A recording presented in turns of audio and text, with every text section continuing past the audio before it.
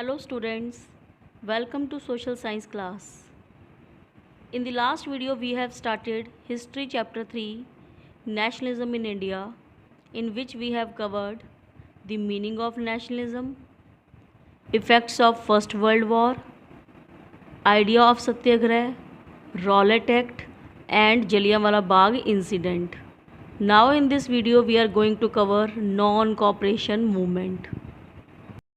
So we were doing that as the news of Jallianwala Bagh incident spread, crowd from many parts of the city attacked on the government buildings. और जब लोगों ने British buildings के ऊपर attack करना शुरू कर दिया तो ब्रिटिश गवर्नमेंट ने भी पीसफुल सत्याग्रहीज को पकड़कर उनको ह्यूमिलेट करना शुरू कर दिया। ज़बरदस्ती उनकी नोज़ ग्राउंड पे रब करवाई गई and General Dyer issued the crawling order. You can see the picture here that General Dyer's crawling order being administered by British soldiers, Amritsar Punjab 1919। और जब महात्मा गांधी ने देखा कि चारों तरफ वायलेंस फैल चुका है तो उन्होंने सत्याग्रह मूवमेंट बंद कर दिया। अब रॉलेट सत्याग्रह एक वाइड स्प्रेड मूवमेंट था, but still it was limited to some cities and towns. Mahatma Gandhi को लगा कि उनको एक ब्रॉड बेस्ड मूवमेंट लॉन्च करने की ज़रूरत है और वो सिर्फ तभी हो सकता है जब हिंदूज़ और मुस्लिम्स एक साथ हो जाएं। और हिंदूज़ और मुस्लिम्स को एक साथ करने का एक मेथड था, दैट वाज खिलाफत इशू। अब खिलाफत इशू क्या था? फर्स्ट वर्ल्ड वॉर में पूरे यूरोप ने पार्टिसिपेट किया और ईस्टर्न यूरोप में अटोमन अम्पायर था। अटोमन एक मुस्लिम रूलर था जिसका नाम था खलीफा, and he was the temporal power as well as the spiritual head of Islamic world. Means कि वो इस्लामिक वर्ल्ड का पॉलिटिकल लीडर भी था और स्पिरिचुअल लीडर भी था। और ये र्यूमर फैल चुकी थी कि फ़र्स्ट वर्ल्ड वॉर के बाद उसके ऊपर बहुत ही हार्श पीस ट्रीटी इम्पोज की गई है। जैसे आपने पहले भी 9th क्लास में पढ़ा था कि फ़र्स्ट वर्ल्ड वॉर के बाद जर्मनी के ऊपर बहुत ही हार्श पीस ट्रीटी इम्पोज की गई, मींस पेनल्टी लगाई गई। क्योंकि जब दो कंट्रीज़ के बीच में वॉर होती है तो जो भी उस वॉर के लिए रिस्पॉन्सिबल होता है या जो हार जाता है उसके ऊपर पेनल्टी लगाई जाती है। तो इसी तरीके से अटोमन अम्पायर के ऊपर भी बहुत ही हार्श पीस ट्रीटी इम्पोज की गई।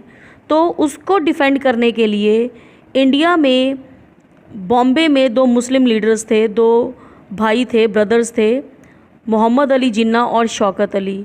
उन दोनों ने एक खिलाफत कमेटी फॉर्म की in order to defend the spiritual head Khalifa.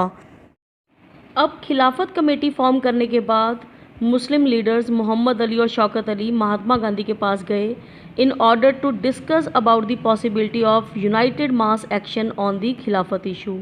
Means Muslim leaders चाहते थे कि खिलाफत इशू में हिंदूज़ भी मुस्लिम्स का साथ दें, क्योंकि अगर हिंदूज़ और मुस्लिम्स दोनों मिलकर फंड इकट्ठा करेंगे तो अटोमन अम्पायर की ज़्यादा हेल्प हो पाएगी। तो इस मैटर को डिस्कस करने के लिए वो महात्मा गांधी के पास गए। और जब महात्मा गांधी ने इस चीज़ के बारे में सुना तो उनको ये अपॉर्चुनिटी लगी कि अगर इस वक्त हिंदूज़ मुस्लिम्स की हेल्प करेंगे तो इन रिटर्न मुस्लिम्स भी उनकी नेशनल मूवमेंट में हेल्प करेंगे। तो इस चीज़ को डिस्कस करने के लिए they held the Calcutta session of Congress in September 1920 and convinced the other leaders of Congress to start a non cooperation movement in support of Khilafat as well as for swaraj. तो उन्होंने डिसाइड किया कि वो एक नया मूवमेंट लॉन्च करेंगे जिसका नाम क्या होगा, नॉन कॉपरेशन मूवमेंट। और उसके ड्यूल ऑब्जेक्टिव होंगे, दो ऑब्जेक्टिव होंगे, Khilafat as well as Swaraj. Calcutta session in September 1920, this is your map syllabus. ऐसे ही और भी बहुत सारे सेशंस आएंगे, उसका ईयर मंथ गिवन होगा, so you will mark for the map purpose. Now why non corporation?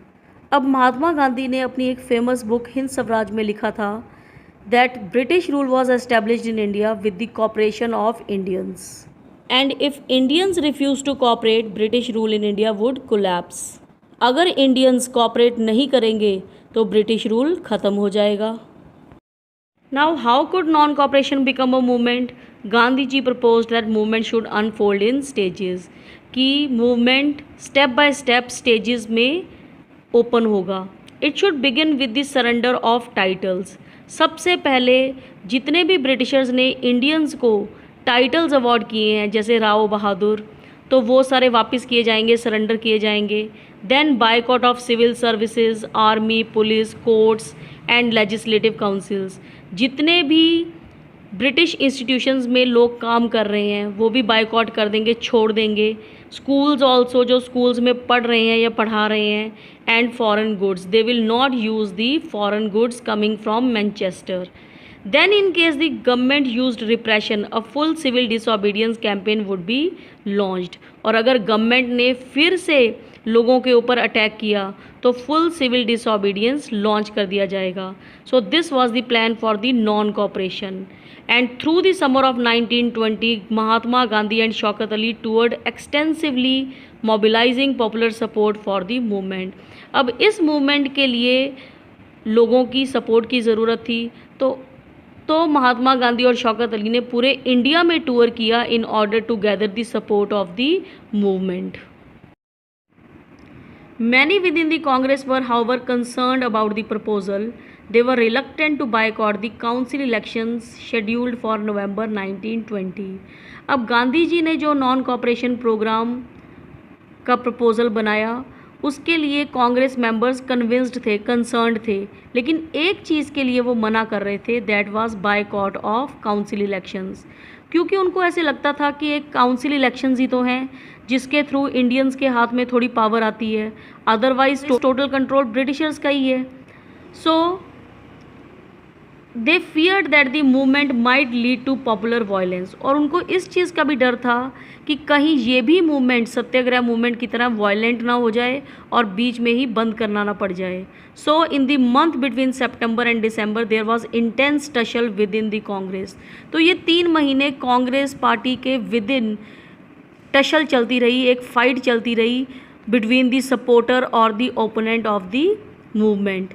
And For a while there seemed no meeting point between the supporter and the opponents of the movement. और ऐसा लग भी नहीं रहा था कि कोई मीटिंग पॉइंट, कोई कॉम्प्रोमाइज़ होगा. But finally at the Congress session at Nagpur in December 1920 a compromise was worked out and the non-cooperation movement was adopted. और फाइनली नागपुर सेशन में कॉम्प्रोमाइज़ कर लिया गया. सभी ने ये एक्सेप्ट कर लिया कि वो नॉन कॉपरेशन में पार्टिसिपेट करेंगे और काउंसिल इलेक्शंस को बायकॉट कर देंगे. जो पहले मना कर रहे थे बायकॉट करने के लिए, अब वो भी रेडी हो गए कि वो बायकॉट करेंगे. Now how did the movement unfold. अब गांधी जी ने मूवमेंट प्लान तो कर लिया, लेकिन कैसे वो ओपन हुआ, किसने पार्टिसिपेट किया, किसने नॉन कॉपरेशन को क्या समझा. So this is one of the picture related to the boycott of foreign cloth. And during that procession demonstration of spinning wheel was also done. इसलिए स्पिनिंग व्हील का demonstrate किया गया because it was the symbol of self help. अगर लोग foreign cloth को boycott करेंगे तो alternatively उनको कपड़ा बनाना भी आना चाहिए. Now different strands within the movement. Non cooperation Khilafat movement began in January 1921. Various social groups participated in this movement but all with its own specific aspirations. Means सबके लिए नॉन कॉपरेशन का मतलब अलग था. The movement in the towns. सबसे पहले movement towns से start हुआ with the participation of middle class people. Thousands of students left government controlled schools and colleges. Headmasters and teachers resigned. सभी बच्चों ने और हेडमास्टर्स, टीचर्स जो भी ब्रिटिश रनिंग स्कूल्स में जा रहे थे उन्होंने रिज़ाइन कर दिया. And they boycotted with the British institution. Lawyers gave up their legal practices. Lawyers भी जो ब्रिटिश कोर्ट्स में काम कर रहे थे they boycotted. The council elections were boycotted in most provinces except Madras, where Justice Party, the party of non-Brahmins, felt that entering the council was one way of gaining some power, something that usually only Brahmins had access to. अब हर जगह council elections भी boycott कर दिए गए. सिर्फ एक जगह मद्रास में जस्टिस पार्टी ने बायकॉट नहीं किया, उन्होंने पार्टिसिपेट किया क्योंकि जस्टिस पार्टी नॉन ब्राह्मण्स की थी। उस टाइम पे इंडिया में कास्ट डिस्क्रिमिनेशन था, ब्राह्मण्स हाई कास्ट मानी जाती थी और बाकी वो नॉन ब्राह्मण्स थे जो लो कास्ट के थे।